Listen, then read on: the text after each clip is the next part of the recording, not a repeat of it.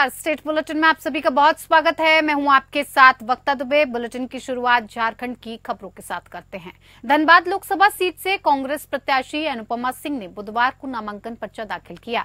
अनुपमा सिंह के पर्चा दाखिल करने के लिए झरिया के विधायक पूर्णिमा नीरज सिंह, बेरमो विधायक ने अनूप सिंह के साथ समाहरणालय पहुंचकर धनबाद उपायुक्त को अपना नॉमिनेशन फाइल किया और उसके बाद अनूप सिंह महागठबंधन की सभा में पहुंची, जहां झारखंड के मुख्यमंत्री चंपई सोरेन ने ये कहा कि अगर लोकतंत्र और संविधान को बचाना है तो इंडी गठबंधन को जीतना ही पड़ेगा। पिछले 10 वर्षों में केंद्र की सरकार ने सिर्फ झूठे वादे किए। आज देश में बेरोजगारी और महंगाई चरम पर है। जनता अब बदलाव चाहती है। लोग एनडीए और प्रधानमंत्री नरेंद्र मोदी के झूठे वादों से ऊब चुके हैं और इस एनडीए गठबंधन को लोगों से वोट मांगने का कोई अधिकार नहीं है। साथ ही उन्होंने ये कहा कि ये सरकार लोकतंत्र की हत्या कर रही है। ये सरकार अपने विरोधियों का झूठ आरोपों में जेल में डालने का काम कर रही है और इसीलिए अब इस तानाशाह सरकार को उखाड़ फेंकने का समय आ गया है।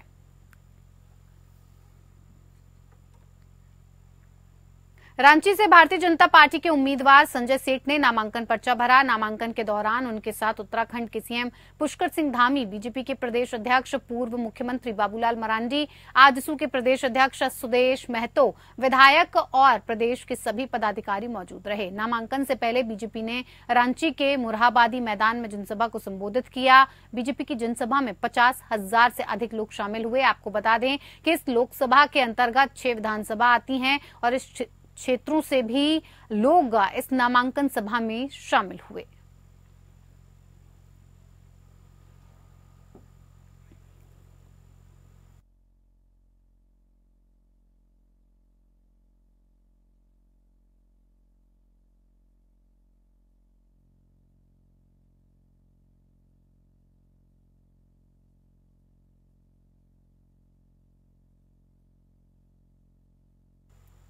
झारखंड के धनबाद लोकसभा में राजनीतिक पारा लगातार बढ़ता जा रहा है। नामांकन के बाद इंडिया गठबंधन की प्रत्याशी अनुपमा सिंह से हमारे संवाददाता नीरज सिंह ने खास बातचीत की है। आइए आपको सुनाते हैं।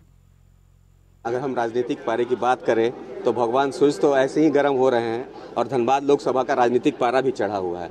देखिए, कल नॉमिनेशन के साथ जो है इंडिया गठबंधन की प्रत्याशी अनुपमा सिंह ने नामांकन तो अपना कर लिया। नामांकन के साथ जो है इन्होंने जो एक राजनीतिक का विद्यालय है उसमें अपना भी नामांकन कर लिया। अब इनकी परीक्षा है और रिजल्ट की बारी जो है वो 4 को है। 25 तारीख को इनका फाइनल एग्जाम होना है और रिजल्ट जो निकलेगा वो 4 जून को निकलेगा। तो हम इनसे जुड़ते हैं और जानते हैं कि एडमिशन के बाद क्या तैयारी है और किस तरीके से इसको पार करेंगी। ये जो विद्यालय में इन्होंने एडमिशन कराया राजनीतिक का, कल बहुत अच्छा रहा। कल नामांकन के बाद हमारा रैली में भी बहुत अच्छा रहा। चीफ मिनिस्टर जी आए, सारे मिनिस्टर्स थे और धनबाद की पूरी जनता हमें आशीर्वाद देने आई। बहुत अच्छा। आप एक दूसरी महिला हैं जो प्रत्याशी के रूप में आई हैं और सांसद बनने के इस दौर में जो है आप खड़ी हैं, तो महिलाओं का कैसा समर्थन है? महिलाओं का तो पूरा समर्थन है कि जब भी धनबाद की जनता अपने लिए सांसद चुनती है, हमेशा स्वच्छ छवि वाली ही चुनती है। तो कल उन लोग आए, मुझे आशीर्वाद दिए, मुझे सिखाने का भी काम किए। बहुत अच्छा लगा। आगे उसको हम लोग इम्प्लीमेंट भी करेंगे और बस जनता से अनुरोध करती हूँ कि जब भी वोट देने जाए एक बार अपने बारे में ज़रूर सोचें कि इस ऐसे प्रत्याशी से या मुझसे या किसी और से क्या मेरा फ़ायदा हो। तो ये बताइए कि रिजल्ट जो है, फाइनल रिजल्ट को लेकर कितने आश्वस्त हैं आप? बहुत आश्वस्त हूँ। मुझे लगता है कि धनबाद की जनता मुझे आशीर्वाद देगी और ज़रूर देगी। तो देखिए, ये थी अनुपमा सिंह जो इंडिया गठबंधन से धनबाद लोकसभा की प्रत्याशी हैं। तो कुल मिलाकर इनका कहना है कि हम जीत के प्रति आश्वस्त हैं और जनता जो है, धनबाद की जनता का हमें बहुत प्यार मिल रहा है। मैं नीरज, एपीएन के लिए बोकारो से। जेपीएससी की तैयारी करने वाले युवक ने सट्टे में पैसा हारा तो युवक ने खुद के अपहरण की ही साजिश रच ली। ये मामला रांची जिले के सुखदेव नगर थाना क्षेत्र का है, जहां राहुल रविदास नाम का युवक गिरिडीह से जेपीएससी की तैयारी करने रांची आया था, लेकिन सट्टा और शेयर बाजार के चक्कर में पड़कर उसने घर से मिले सारे पैसे खर्च कर दिए। पैसे खत्म होने के बाद युवक को कुछ समझ में नहीं आया तो उसने खुद के ही अपहरण की कहानी रच डाली। पुलिस की पूछताछ में उसने खुद के अपहरण की साजिश की बात कबूल की है। एसएसपी चंदन कुमार सिन्हा ने अपने कार्यालय में प्रेस कॉन्फ्रेंस कर पूरे मामले का खुलासा किया है। देखिए, एक जिला के एक निवासी थे जो रांची पहुंचे और उन्होंने ये शिकायत दर्ज कराई कि उनका बेटा जो रांची में रह रहा था सुखदेव नगर इलाके में वो अपहरण हो गया उसका, और उससे फिरौती की मांग की जा रही है। इस पर जो है रांची पुलिस ने त्वरित पहले प्राथमिकी दर्ज किया, अनुसंधान आरंभ किया, और जब अनुसंधान का मतलब अग्रतर कार्रवाई करती गई तो पुलिस को थोड़ा शक हुआ, और उसके बाद जब पुलिस ने छापेमारी की बहुत जगहों पर, धनबाद, आसनसोल और अल्टीमेटली जब लड़का गिरफ्तार हुआ तो पता चला कि जो अपहृत लड़का है वह अपहरण उसका हुआ ही नहीं था, वह खुद ही पैसा लेने के लिए पिताजी को ये गलत कॉल कर रहा था। उस लड़के को गिरफ्तार किया गया है। पता चला है कि इसने जो है कुछ सट्टेबाजी वगैरह करने में पैसा नुकसान गंवाया था और अपने पिताजी से पैसा ले रहा था। तो ये फिरौती की बात जो झूठी निकली, लड़का स्वयं ही अपने गार्जियन से पैसा मांग रहा है। कितने की मांग कर रही थी? 2 लाख रुपये। कहाँ से गिरफ्तार हुई सर? जमशेदपुर से गिरफ्तार। लोकसभा चुनाव अपनी चरम सीमा पर है। ऐसे में राजनीतिक पार्टियां जोर शोर के साथ प्रचार प्रसार करने में जुटी हैं। जहां भारतीय जनता पार्टी मोदी सरकार का बखान कर रही है तो वहीं कांग्रेस भारतीय जनता पार्टी की खामियां लेकर जनता के बीच पहुंच रही है और कांग्रेस को वोट करने की अपील कर रही है। वहीं विदिशा लोकसभा के कांग्रेस प्रत्याशी प्रताप भानु शर्मा ग्रामीणों क्षेत्रों में डोर टू डोर जनसंपर्क कर रहे हैं और इसी दौरान कांग्रेस प्रत्याशी प्रताप भानु शर्मा बुधनी विधानसभा क्षेत्र पहुंचे, जहां कांग्रेस प्रताप भानु का कांग्रेस के पूर्व लाडकुई ब्लॉक अध्यक्ष मोहनलाल शर्मा ने स्वागत किया और उसके साथ ही कांग्रेस प्रत्याशी ने ग्राम में जनसंपर्क किया और कांग्रेस पार्टी के वचनों को बताते हुए भारतीय जनता पार्टी की खामियां बताई और कांग्रेस के पक्ष में वोट करने की अपील की। खड़गे जी ने और राहुल गांधी ने कि हम सत्ता में आएंगे तो वो कानून वापस लाएंगे जो डॉक्टर मनमोहन सिंह जी के टाइम पर था। यदि शासकीय काम में या किसी भी कार्य के निर्माण में सरकार को भूमि की जरूरत है तो उसको बाजार भाव से 4 गुना उस किसान को देना पड़ेगा। दूसरी बात जो हमारी मैनिफेस्टो में सबसे महत्वपूर्ण है, हमने वायदा किया है, वचन दिया है कि हमारी सरकार, इंडिया गठबंधन की सरकार दिल्ली में बनेगी तो हम जो अनाज का मूल्य है वो स्वामीनाथन फार्मूले के हिसाब से तय करेंगे। यदि गेहूं की लागत 2000 रुपये आ रही है बढ़े हुए समय में खाद, बीज, बिजली और डीजल, पेट्रोल इन सब के कारण, तो हमें उसको 50% बढ़ाकर 3000 रुपये उसको निश्चित करेंगे। 3000 रुपया प्रति क्विंटल गेहूं की फसल के दाम किसान को मिलेंगे, ये हमारे मैनिफेस्टो में कहा गया है। धार्मिक नगरी उज्जैन से एक शर्मसार करने वाली घटना सामने आई, जहां आश्रम में आचार्यों ने अपने ही शिष्यों के साथ कुकृत्य को अंजाम दिया। घटना की जानकारी उस समय सामने आई जब बच्चे मामले की शिकायत करने महाकाल थाने पहुंचे। महाकाल थाना पुलिस ने 3 बच्चों की शिकायत पर आचार्यों के खिलाफ प्रकरण दर्ज कर एक आचार्य को हिरासत में लेकर पूछताछ की जा रही है। मामले में शामिल अन्य की तलाश की जा रही है।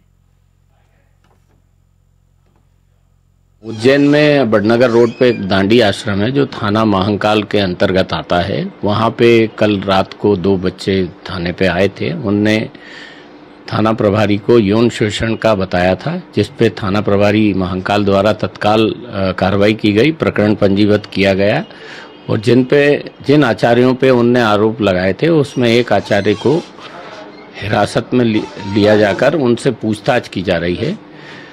आश्रम में जो अन्य बच्चे हैं उनको विश्वास में लेके एक टीम बना के उनसे भी पूछताछ की जा रही है और जैसा वो बच्चे बताएंगे वैसी तदनुसार सख्त कार्रवाई की जाएगी। सर, आरंभिक जांच में कितने आरोपी सामने आए और कितने बच्चों ने शिकायत की? आरंभिक जांच में अभी 2 आचार्यों पे आरोप लगाए हैं, जिसकी तस्दीक की जा रही है। 2 बच्चों के द्वारा अभी बताया गया है, और बच्चे भी अगर उसमें पीड़ित हैं तो उसमें हमारी एक टीम उनको विश्वास में लेकर पूछताछ करेगी। अगर वो बताया जाएगा तो वैसी कार्रवाई की जाएगी। कब से चल रहा था सर इस प्रकार? अभी ये तथ्य संज्ञान में नहीं आया है कि कब से चल रहा था। इस बिंदु पे भी पुलिस जांच कर रही है। रीवा में प्रेमी और प्रेमिका के लहूलुहान हालत में मिलने के बाद इलाके में सनसनी फैल गई और जिसके बाद पुलिस ने घायल को संजय गांधी अस्पताल पहुंचाया, जहां घायल का इलाज जारी है। मामला जिले के अतरेला थाना के अंतर्गत बोढ़निया जंगल का है, जहां दोनों घायल मिले। बताया गया है कि ईटमा निवासी युवती का पड़ोस के गांव सेहुडा निवासी युवक से प्रेम प्रसंग चल रहा था, जिसके बाद युवती ने उसे जंगल में मिलने को बुलाया, जहां दोनों घायल अवस्था में मिले। ऐसा माना जा रहा है कि युवती धारदार हथियार के साथ मिलने गई थी, जहां दोनों के बीच विवाद हो गया, जिसमें दोनों गंभीर रूप से घायल हो गए। वास्तविक घटना क्या थी ये तो पुलिस जांच के बाद ही सामने आएगा। फिलहाल दोनों का इलाज अस्पताल में चल रहा है और दोनों स्वस्थ हैं। के गले में चोट है, जिसके कारण वो अभी बोल नहीं पा रहा है, तो उपचार अभी जारी है। युवती का भी अभी उपचार चल रहा है। किन लोगों ने मारपीट की, क्या कैसे? ये प्रथम दृष्टया दोनों के बीच में विवाद होने पर से आपस में मारपीट का मामला अभी तक सामने आया है। इसकी जांच की जा रही है, जैसा होता है फिर आगे कार्रवाई की जाएगी। जानकारी आ रही है? नहीं, अभी क्लियर नहीं है। जैसा भी होता है तो जो भी तथ्य आते हैं जांच विवेचना में, तो उनके आधार पर आगे कार्रवाई की जाएगी। जानकारी मिली कि युवक की शादी हुई थी जिससे नाराज थी युवती, और उसके बाद दोनों के बीच मारपीट। अभी इन सब बातों का भी पूरा क्लियर नहीं हुआ है। जैसा भी होता है फिर आपको अवगत कराया जाएगा। खबर छत्तीसगढ़ से। मजदूर दिवस के अवसर पर राजनांदगांव महापौर हेमा देशमुख के निवास कार्यालय में कांग्रेस जनों ने बोरेवासी दिवस मनाया और किसान मजदूरों के सम्मान में संदेश दिया। इस दौरान कांग्रेसियों ने उनके निवास कार्यालय पहुंचकर बोरेबासी खाया। इस दौरान महापौर हेमा देशमुख ने ये कहा कि पिछले 5 साल से 1 मई को बोरेबासी दिवस मनाया जाता है और आयोजन भी किया जाता था, लेकिन आचार संहिता होने की वजह से हम अपने अपने घरों में बोरेबासी दिवस मना रहे हैं। मजदूर दिवस की हार्दिक बधाई और शुभकामनाएं। हम सभी इस दिवस को बोरेबासी दिवस के रूप में भी पिछले 5 साल से मनाते आ रहे हैं और बड़ी धूमधाम से मना रहे हैं। इस बार आचार संहिता होने के कारण हम सब अपने अपने घरों पे बोरेबासी का दिवस मना रहे हैं। हम सभी कांग्रेस साथी अभी बोरेबासी का खाएंगे और खाकर इसका आज बोरेबासी का दिवस मनाएंगे। रायपुर में भारतीय जनता पार्टी के प्रदेश प्रवक्ता केदारनाथ गुप्ता ने कांग्रेस अध्यक्ष मल्लिकार्जुन खड़गे के उस बयान को विकृत मानसिकता और सनातन संस्कृति के प्रति कांग्रेस की घृणास्पद सोच का परिचायक बताया है, जिसमें खड़गे ने शिव और राम के बीच लड़ाई की बात कही है। वहीं केदारनाथ गुप्ता ने ये कहा कि खड़गे को कोई भी तुलना करते समय इतना तो सामान्य ज्ञान का परिचय देना था कि शिव तो स्वयं श्री राम को अपना आराध्य मानते हैं और सनातन संस्कृति के किसी भी युग में शिव और राम के बीच युद्ध का कोई दृष्टांत नहीं है। प्रधानमंत्री की कही बातों में हेट स्पीच ढूंढने वाले खड़गे को शिव और राम के बीच युद्ध की विकृत कल्पना में कब हेट स्पीच नजर आएगी? सनातन हो चाहे क्रिश्चियन हो, सर्वधर्म संभाव बिना तुष्टीकरण की नीति के भारतीय जनता पार्टी में आना चाहता है तो हम उसका स्वागत करते हैं। आप लोगों की आदत है, जब माननीय भूपेश बघेल जी का शासन था 7,600 महिलाओं के साथ बलात्कार अनाचार हुए, पुलिस में रिपोर्ट नहीं लिखी जाती थी। 3-3 दिन सरगुजा में अंबिकापुर में एक महिला आदिवासी महिला को घूमना पड़ा, उसके साथ अनाचार हुआ था, बलात्कार हुआ था और उसकी रिपोर्ट लिखाने के लिए 24 घंटे कि कहीं सबूत ना नष्ट हो जाए, वो बेचारी नहाई नहीं थी। अगर अन्याय की बात हम करते हैं तो इसे मुद्दा नहीं बनाते। ये कौशल्या माँ की धरती है बैद जी, महिलाओं का सम्मान करना सीखिए। राजनीति का विषय नहीं है भाजपा कांग्रेस का। भारत देश धार्मिक देश है। हिंदू मुस्लिम ईसाई सारे लोग नहा धोकर पहले ईश्वर की पूजा करते हैं, अल्लाह की पूजा करते हैं, यीशु मसीह को याद करते हैं। तो यहाँ तो शुरुआती धर्म से होती है, और जो धार्मिक नहीं है, जो आध्यात्मिक नहीं है, वो इस राष्ट्र में राजनीति के माध्यम से सेवा कैसे कर सकता है? रायपुर में जिला निर्वाचन अधिकारी और कलेक्टर डॉक्टर गौरव सिंह के मार्गदर्शन में होम वोटिंग 29 अप्रैल से शुरू होकर 1 मई तक चली। निर्वाचन आयोग के निर्देशानुसार जिले में 85 प्लस वरिष्ठ नागरिक और दिव्यांग मतदाताओं को चिन्हित किया गया। होम वोटिंग के दूसरे दिन वृद्धजनों और दिव्यांगजनों में मतदान के प्रति काफी उत्साह दिखा। 105 वर्षीय मतदाता रमा देवी शुक्ला, जो कि ग्रामीण विधानसभा की मतदाता हैं, उम्र के इस पड़ाव में भी उनमें उत्साह दिखा। सुबह उनके घर मतदान दल पहुंचा और औपचारिकता पूर्ण कर मतदान कराया, जिसके बाद उन्होंने ये कहा कि लोकतंत्र के इस पर्व में मुझे सहभागी होकर बहुत खुशी हो रही है। हम सभी को अवश्य मतदान करना चाहिए। साथ ही उन्होंने निर्वाचन आयोग को धन्यवाद देते हुए कहा कि इस व्यवस्था से मुझे घर पर मतदान करने का अवसर मिला, इसकी मुझे बहुत खुशी है।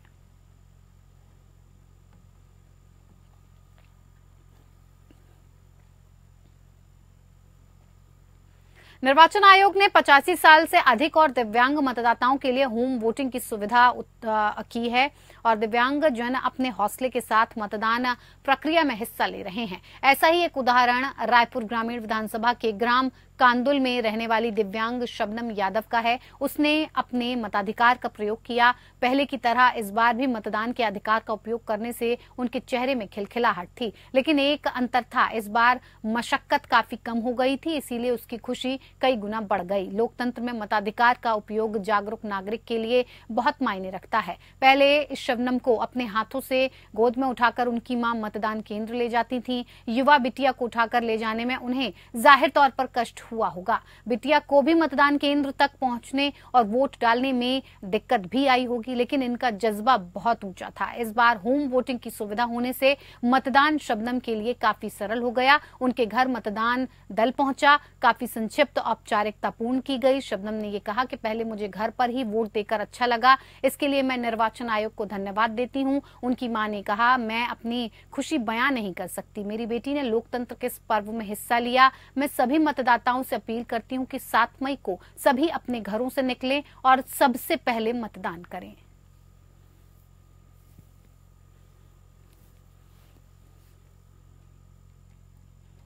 छत्तीसगढ़ में दूसरे चरण का मतदान हो चुका है। आगामी 7 मई को तीसरे चरण में बची हुई 7 सीटों के लिए मतदान होगा, जिसमें रायपुर लोकसभा सीट भी शामिल है। इस सीट से बीजेपी ने पार्टी के सीनियर विधायक और छत्तीसगढ़ सरकार में मंत्री ब्रजमोहन अग्रवाल चुनावी मैदान में हैं। लिहाजा बीजेपी ने चुनाव प्रचार में पूरी ताकत झोंक दी है। गुरुवार सुबह पूर्व कैबिनेट मंत्री और बीजेपी विधायक राजेश मूणत अनोखे अंदाज में ब्रजमोहन अग्रवाल के पक्ष में प्रचार करते नजर आए।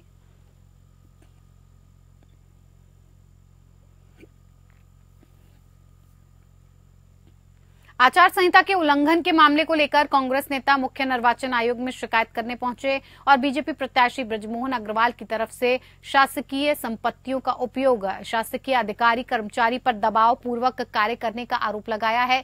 कांग्रेस नेताओं ने आरोप लगाते हुए कहा कि लोकसभा चुनाव की तारीखों के ऐलान के साथ ही पूरे देश में आचार संहिता लगी हुई है। ऐसे में किसी भी राजनीतिक दल का प्रत्याशी शासकीय संपत्ति का उपयोग कर अपना चुनाव प्रचार और प्रसार नहीं कर सकता, परंतु बीजेपी के रायपुर लोकसभा प्रत्याशी ब्रजमोहन अग्रवाल, जो वर्तमान में बीजेपी सरकार में मंत्री हैं, जो निरंतर अपने पद का दुरुपयोग कर रहे हैं और शासकीय भवनों, शासकीय कार्यालय, बिजली के खंभों, स्कूल और अन्य सरकारी संपत्तियों में अपना बैनर, पोस्टर, होर्डिंग्स लगाकर चुनाव प्रचार कर रहे हैं, जिसमें उनका सहयोग उनके विभाग के सरकारी कर्मचारी भी कर रहे हैं।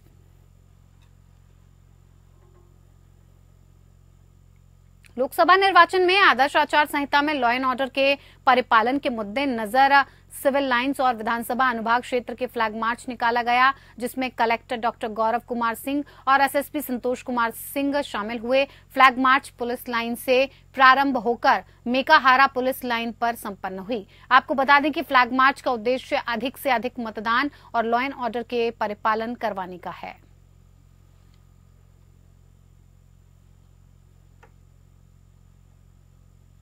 चलिए, इस बुलेटिन में इतना ही। नमस्कार।